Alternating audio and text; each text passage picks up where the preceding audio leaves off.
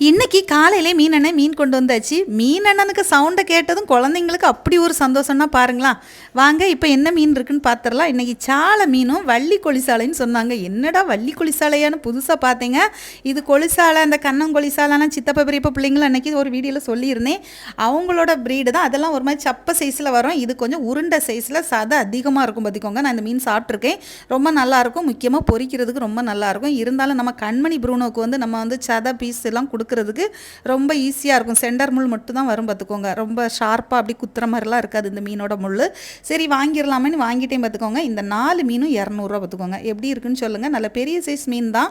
நிறைய பீஸும் வந்துச்சுது. நான் உடனே என்ன செஞ்சுட்டேன், ரொம்ப ஃப்ரெஷ்ஷாக இருக்கே அப்படின்னு சொல்லிட்டு கழுவ ஆரம்பிச்சிட்டேன். எப்படியே பகுதி எடுத்து குழம்பு வச்சுட்டு பகுதி அப்படியே கொஞ்சம் பொரிக்கலான் இருக்கேன். மீன் எப்படி விலைக்கு கொள்ளாமா அப்படிங்கிறத மறக்காமல் சொல்லுங்கள். இந்த மீனுக்கு உங்கள் ஊர்லலாம் என்ன பேர் இருக்குது அப்படிங்கிறதையும் சொல்லுங்கள்.